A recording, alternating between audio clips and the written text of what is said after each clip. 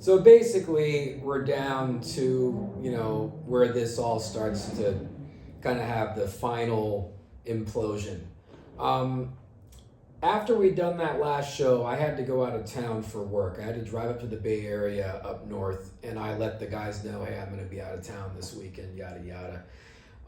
And while I was up there, I get a really interesting phone call. So Mike Clemente, the new guitar player, we had calls me. I think this was on a Sunday afternoon or evening after I'd been up north for a day or two, and he says to me, I mean, it was like something out of a after school special or like an 8th grade, breakup. Basically, Mike Clemente's on the phone and he says, and I swear this is how it went down. He says to me, Luna wanted me to call you. Luna and Tyler moved their stuff out of the studio and they don't want to be in a band with you anymore. I mean, I swear this is how it was. At the time, I was like, huh? And I'm like, what the hell? And like, he's trying to explain, like, they want to go separate ways, blah, blah, blah. And I'm like, where's Luna? Like, and he's like, well, he's here. And I'm like, put fucking Luna on the phone. What is this? Like fucking, elementary school? Like, tell him to get on the fucking phone. So he gets on the phone with me, and it's just this really awkward, like, conversation where he's like, yeah, we just feel like we have separate ideas of what we should do as a band, and, yada, yada, and, you're kind of like, really headstrong and driven, and we want... And it was just a really weird dynamic, and I'm like, so you guys waited till I went out of town, because all the stuff was in my studio in North Hollywood, all their stuff too. Like, so you waited till I went out of town, snuck your stuff out, and then you have Mike Clemente call me to say you're, basically breaking up with me, right? It was like a ridiculous junior high breakup. I mean, it was insane.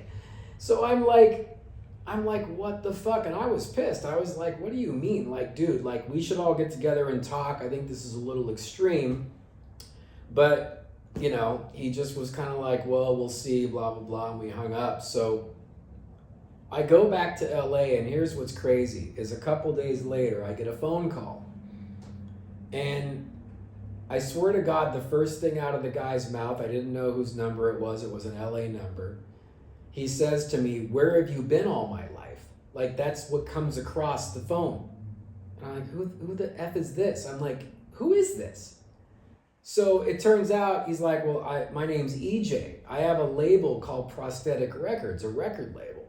And I saw the High Speed GTO video, and, I think you guys are incredible. And I want to sign you guys. And then he starts asking me questions and, like, probing. And I got the vibe he'd already been talking to Luna. And I was like, well, as far as I know, they're quitting the band, but... I'm going to keep it going. I started it. I just paid for the trademark for the band name. I wrote most of the material. I told him, even though we all were heavily involved in the writing, I kind of started everything, and I'm kind of the main guy in this, and I have a vision, and I'm going to see it through. And I'm hoping that we're going to make up, because I don't want them to leave the band, but it was really weird. They pulled their shit out of the studio. I don't know what the F is going on. So it was just like this conversation where he was kind of probing for info. It was kind of interesting, and then we hung up. And then I wrote the guys, and I was like, hey, this guy from this record label contacted me. We should get together. Let's work this out. I was all about working it out. I had no intention of... I never wanted that lineup to break up. All the fodder you've read online that I fired the first lineup is a complete fabrication. It's complete fucking bullshit. I literally begged those guys to come back together. They quit, and they basically bailed and snuck their stuff out of the studio when I was out of town.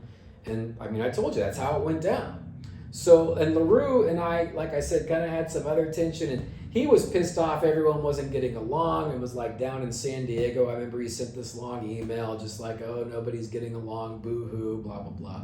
I wasn't sure what LaRue was going to do.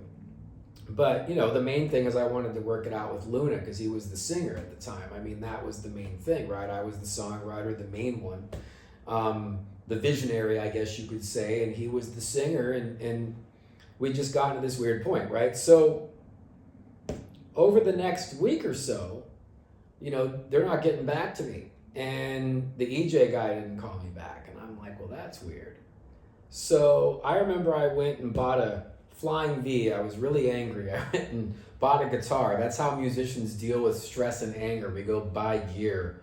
So I go find this Flying V at this place called California Vintage in LA, and I take it home. And that weekend, I swear, these things come in threes. Like the first demo I did when my girl was out of town, I did the music for Celestina, Megalodon, and Octane Gypsy.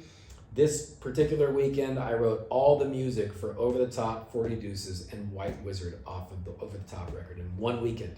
I just was pissed, and I dove in, and I was inspired, and I did it all with a Flying V and a fucking microcube. I shit you not.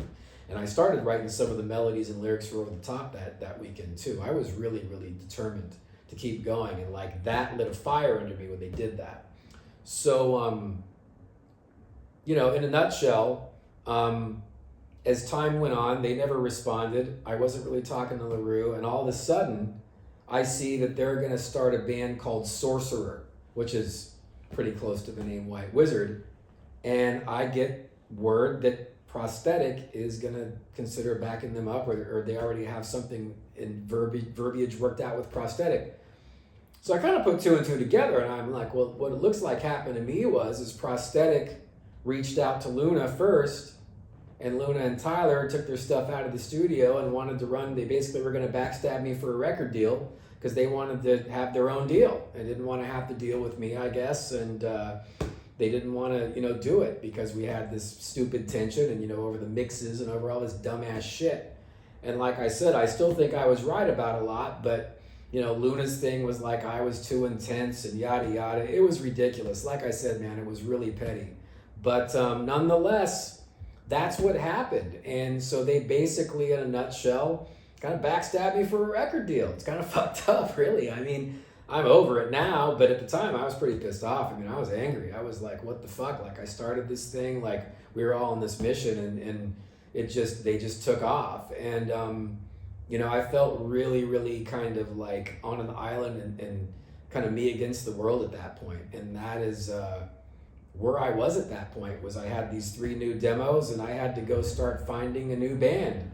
Because shortly thereafter, they got LaRue off the fence, probably because there was a record deal, and they started to make their band Sorcerer, while I was standing there having to say, what the hell am I going to do with White Wizzard now? And there I was.